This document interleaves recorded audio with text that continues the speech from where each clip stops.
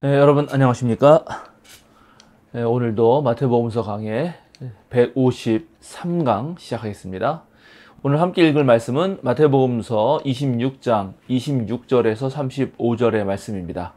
제가 말씀을 봉독해 드리겠습니다. 그들이 먹고 있을 때에 예수께서 빵을 들어서 축복하신 다음에 떼어서 제자들에게 주시고 말씀하셨다. 받아서 먹어라. 이것은 내 몸이다. 또 잔을 들어서 감사 기도를 드리신 다음에 그들에게 주시고 말씀하셨다. 모두 돌려가며 이 잔을 마셔라. 이것은 죄를 사하여 주려고 많은 사람을 위하여 흘리는 나의 피, 곧 언약의 피다. 내가 너희에게 말한다. 이제부터 내가 나의 아버지의 나라에서 너희와 함께 새 것을 마실 그날까지 나는 포도나무 열매로 빚은 것을 절대로 마시지 않을 것이다. 그들은 찬송을 부르고 올리보산으로 갔다. 그때 예수께서 제자들에게 말씀하셨다. 오늘 밤에 너희는 모두 나를 버릴 것이다. 성경에 기록하기를 내가 목자를 칠 것이니 양떼가 흩어질 것이다 하였다. 그러나 내가 살아난 뒤에 너희보다 먼저 갈릴리로 갈 것이다. 베드로가 예수께 말하였다. 비록 모든 사람이 다 주님을 버릴지라도 나는 절대로 버리지 않겠습니다. 예수께서 그에게 말씀하셨다. 내가 진정으로 네게 말한다. 오늘 밤에 닭이 울기 전에 네가 3번 나를 모른다고 할 것이다. 베드로가 예수께 말하였다. 주님과 함께 죽는 한이 있을지라도 절대로 주님을 모른다고 하지 않겠습니다. 그리고 다른 제자들도 모두 그렇게 말하였다. 제가 지난번 강의에서 이스라엘 백성에게 유월절이 어떤 의미를 지니는가에 대해서 말씀드렸습니다. 히브리 백성들이 애굽의 노예 생활에서 구원을 받았을 뿐만 아니라 이제 민족 개념이나 혈연 개념이 아니라 신앙 공동체로서의 하나님 백성이 되어서 첫 출발을 하는 절기가 바로 유월절입니다.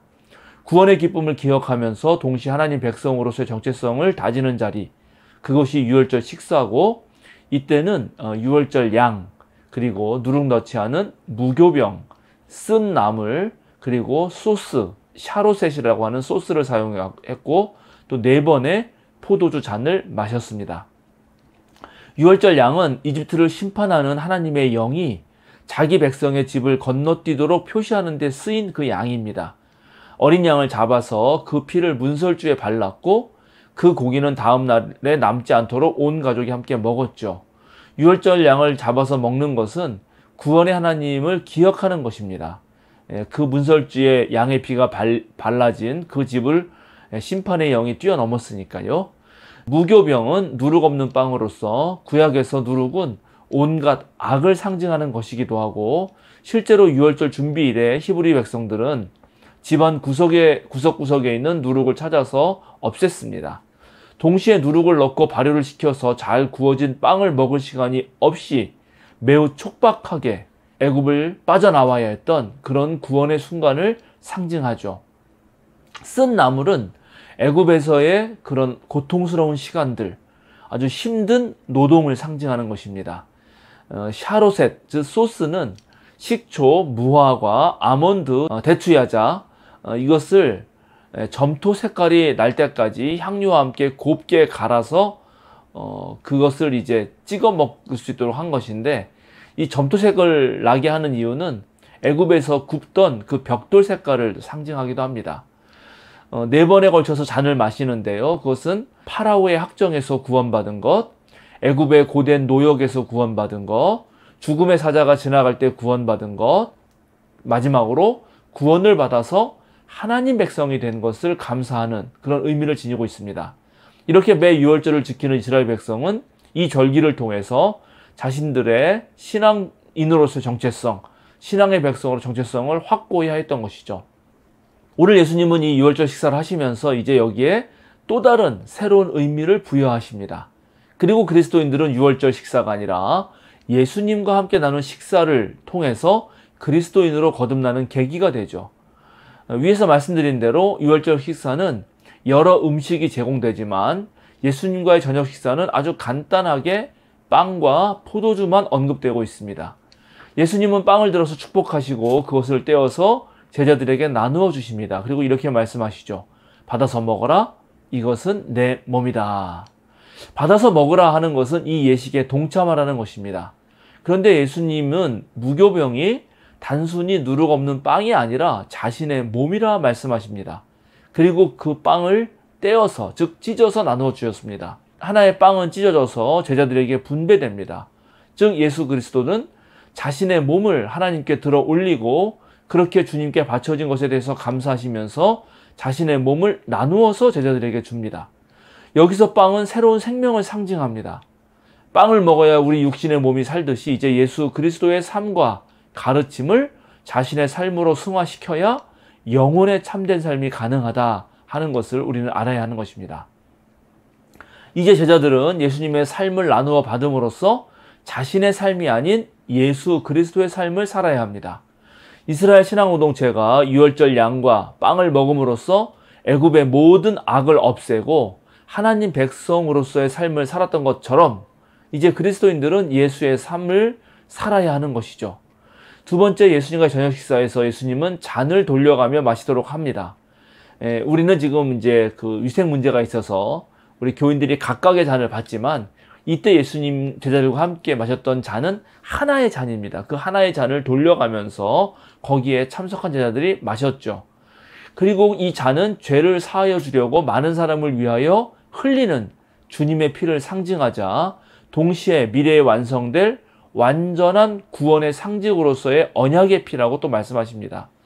이제 앞으로 예수님은 하나님 나라의 완성의 시간이 올 때까지 절대 포도주를 마시지 않겠다라고 말씀하십니다. 특별히 마가복음서는 세례 요한을 소개하면서 죄를 용서받게 하는 회개의 세례를 선포했다고 말하는데 마태는 회개를 통하여 함께 의를 이루는 맥락에서 세례 요한의 어떤 세례를 소개하고 진정으로 죄를 용서받게 하는 것은 바로 예수님의 십자가 죽음의 사건이라고 오늘 이 저녁 식사에서 말을 합니다.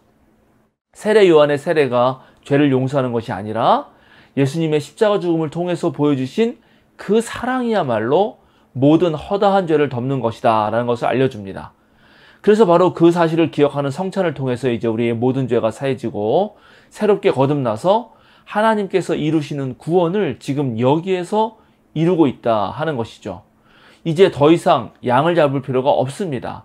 구약에서는 희생제를 통해서, 즉 동물의 피로서 하나님과 인간 사이에 어떤 화해를 도모했다면 이제 예수 그리스도의 피를 통해서 완전한 화해가 이루어졌기 때문에 앞으로는 매 유월절마다 양을 잡을 필요는 없다라는 것을 알려주고 있습니다.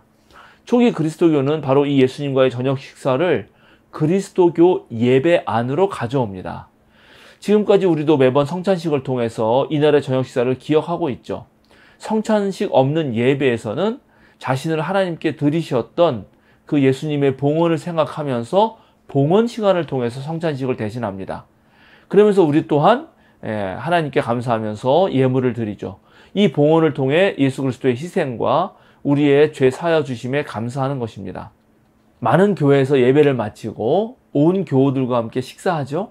물론 어떤 분들은 바쁜 일정 때문에 식사를 못하고 가시기도 합니다만, 그러나 첫 그리스도인들은 주님과 함께 했던 이 식사야말로 가장 중요한 예배의 요소였습니다. 예수님과의 식사는 그냥 밥을 먹는 행위가 아니기 때문입니다. 당시 먹었던 빵과 포도주는 성찬 의식을 필요한 것이 아니라 실제로 우리가 먹는 밥과 나물 국처럼 식사였다는 것을 우리는 기억해야 됩니다. 즉 첫 그리스도인들은 식사를 할 때마다 예수님의 삶과 가르침을, 그의 죽으심과 죄사함을, 그리고 마지막에 완성될 하나님 나라 잔치를 재현했던 것입니다. 우리도 일상에서 예수님이 전해주신 그 사랑의 진리를 매 순간 사실은 재현할 수 있어야 됩니다. 아주 밥을 먹는 그 일상에서도 말이죠. 그렇게 하려면 우리가 늘 신중하고 겸손하게 예수 그리스도를 따라가겠다는 그 자세가 필요하죠. 왜냐하면 우리의 의지는 약하고 우리가 다짐한다 하더라도 그것은 또 작심삼일이라고 며칠 지나면 쉽게 무너지기 때문입니다. 오늘 베드로가 예수님 앞에서 절대로란 말을 2번이나 사용합니다. 예수님을 절대 버리지 않겠다. 절대 모른다고 하지 않겠다라고 합니다. 그러나 그는 여지없이 3번이나 부인했죠. 여러분 다 기억하시죠? 이 절대라는 말은 인간이 바로 자기에 대해 사용할 수 있는 언어는 아닙니다. 인간은 상대적입니다. 절대적인 분은 오로지 하나님 한 분이시고 오로지 그의 뜻에 따라서 순종하셨던 예수님 정도만이 사용할 수 있는 단어입니다. 그분은 하나님 나라에서 너희들과 함께 새 포도주를 마실 때까지 절대로 포도나무에서 열린 것을 맛보지 않겠다고 하시고 정말로 그 말씀하신 대로 십자가에 자기 몸을 내어놓으셨죠. 자신의 의지력을 믿고 호언장담하는 사람일수록 사실은 외부의 유혹과 자신의 욕구를 통제하지 못할 확률이 높습니다. 이건 실험도 있는데요. 암스테르담 대학에 그리고 노스웨스턴 대학이 함께 공동 연구를 한 건데 담배를 아주 잘 피는 흡연자들, 특별히 골초 대학생들 53명을 대상으로 이 사람들이 담배 유혹을 과연 이겨낼 수 있는가 하는 걸 가지고 실험을 했습니다. 자신의 통제력이 뛰어나다고 생각하는 사람들, 또 그렇지 않다고 생각하는 사람들을 나누어 놓고 커피와 담배라고 하는 제목의 영화를 보면서 과연 영화를 보는 동안 담배를 피우지 않을 수 있다면 돈을 주는 그런 실험이었습니다. 실험에 참가한 대학생들에게 담배의 유혹의 강도 4단계 중 하나를 선택하게 합니다. 가장 낮은 단계 유혹은 담배를 다른 곳에 두고 영화를 보는 것이고, 그 다음 단계는 담배를 자기 앞 책상 위에 올려놓고 영화를 보는 것이고, 그 다음은 담배를 손에 쥐고 영화를 보는 것이고, 마지막으로 담배를 입에 물고 영화를 보는 것입니다. 유혹의 강도가 강하면 강할수록 잘 버틸 수 있다면 그만큼 배상도 크게 한 거죠. 근데 놀랍게 자신을 잘 통제했다고 자신했던 사람들이 대부분 담배를 손에 쥐고 영화 보는 걸 택했는데, 또 통제력이 낮은 사람들을 생각한 사람들은 대부분 담배를 책상 위에 놓아두고 영화를 봤습니다. 아예 딴 데로 두는 거는 많지 않았어요. 그런데 놀랍게 실험 결과 자신의 의지력을 과신했던 사람들이 그렇지 않은 사람들보다 3배나 더 유혹에 넘어갔습니다. 그래서 돈을 받지 못했죠. 실제로 금연 프로그램 같은 걸 해보면 자신이 잘 끊을 수 있다고 생각하는 사람들이 오히려 담배의 유혹을 피하려고 하는 그 노력을 적게 하고, 그래서 사실 금연에 실패하는 확률이 높게 나옵니다. 자, 우리가 매주일 예배를 드리죠. 그리고 성찬을 하면서 주님을 기억합니다. 왜 그렇게 할까요? 이 매주일 반복하는 행위를 통해서 우리가 세상에 덜 물들기 때문입니다. 우리가 말씀도 보지 않고 기도도 하지 않으면서 마치 삶이 기도라면서 노동이 기도라면서 자신만만해하는 그리스도인들 보게 되는데 더 세속적일 확률이 높습니다. 꼭 교회 나와서 예배를 해야 되느냐라는 질문을 받을 때가 있어요. 뭐 인터넷 방송도 있고 다양한 기독교 방송에서 많은 목사님들의 설교가 있고 많은 좋은 책과 정보가 있는데 굳이 교회를 나와야 하느냐? 집에서 얼마든지 혼자 예배하고 찬송하고 말씀 볼 수 있다라고 자신하는 사람들을 만나기도 합니다. 그런데 정말 그런 분들이 얼마나 진실하게 예배하는지 저는 확신하기는 쉽지가 않습니다. 우리 생명사랑교회 여러분, 그리고 전국의 성도 여러분, 우리 주님께서는 자신의 몸과 생명의 피를 우리에게 주셨습니다. 문자 그대로 자신의 몸 전체를 그리고 삶 전체를 하나님께 드렸죠. 그리고 우리를 위해 내어주셨습니다. 우리는 그것을 헌신이라고 부릅니다. 그런 예수님을 기억하고 우리 또한 예수님의 뒤를 이어서 하나님의 뜻에 헌신하겠다고 다짐하는 것, 그 행위가 바로 예배입니다. 첫 그리스도인들이 식사를 통해서 예수님을 기억했다면 우리 또한 모든 일상의 삶에서 예수 그리스도를 떠올려야 할지도 모르겠습니다. 애시당초 포기하면서 주님의 뜻에 따라 살기는 너무 어렵다고 하는 사람들은 제자가 될 수는 없을 것입니다. 또 너무 자신만만하게 자기야말로 주님의 뜻을 다 이루며 사는 것처럼 하는 것도 사실은 실패와 실수의 원인이 됩니다. 우리는 매 순간 노력을 해야 합니다.